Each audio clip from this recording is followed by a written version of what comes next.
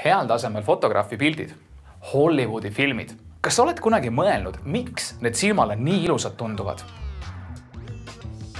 Need maagilised fotod, suured kinofilmid, muude asjade kõrval kasutavad tihti tähelepanu juhtimiseks udust tausta. Seda nimetatakse bokeks. Lihtsalt definitsiooni järgi öeldes on bokeh ala, mis on fookusest väljas. Kuidas see tekib? Bokeh on otseselt seotud objektiivi fookuskauguse, ava suuruse ning kaamera sensoriga. Sellest rääkides peame aga kindlasti välja tooma mõiste fookussügavus.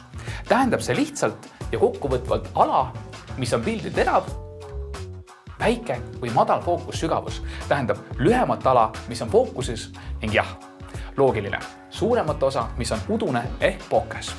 Näiteks siin on mul täiskaaderkaamera, mille ees on 50 mm 1,8 avaga objektiiv. Kui subjekt on lähedal, ava lahti, siis taust muutub pehmeks ning eraldab ilusti subjekti. Lainurk objektiiviga see efekt nii hästi välja ei tule. Panime alla kirjeldusse põhjalikud seletused optikast ja bokehst. Mõistame, et bokeh tekkeks on meil vaja võimalikult suure avaga objektiivi, abiks on ka suurem sensor ja pikem fookuskaugus, aga nutifonid oskavad ka subjekti tausta uduseks teha. Ja seda imetillukese sensori ning pigem laiema läätsega seal ees.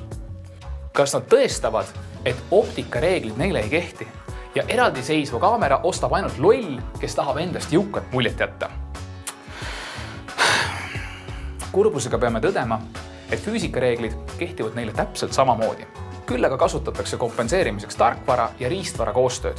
Kõik selle jaoks, et aru saada, mis on lähedal ja mis taustaks. Näiteks 2 kaamera kasutamine.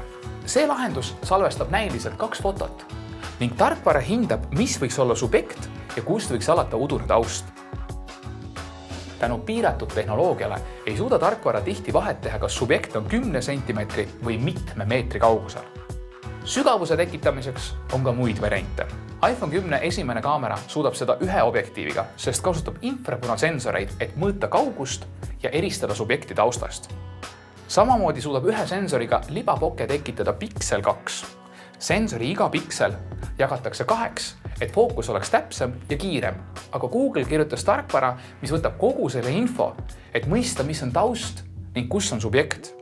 Muidugi selle lisaks kasutatakse masinõppe pildianalüüsi, et oletada, mida sooviti pildistada. Need on vaid mõned näited, kuhu tehnoloogia on arenemas. Telefonide kaamera ja kõik sellega seondub edeneb oluliselt kiiremini kui tavaline kaameratehnika. Küll aga peame tõdema, et oleme nii teekonna alguses, et olulist konkurentsi profitehnikale ja aastatuhandeid kehtinud füüsikareeglitele hetkel telefonid veel ei paku. Tänan, et vaatasid. Juhul, kui see tükki küljest ei võta, siis vajuta subscribe. Videos kasutatud toodete hinnavaatluse lingid on all. Aitäh!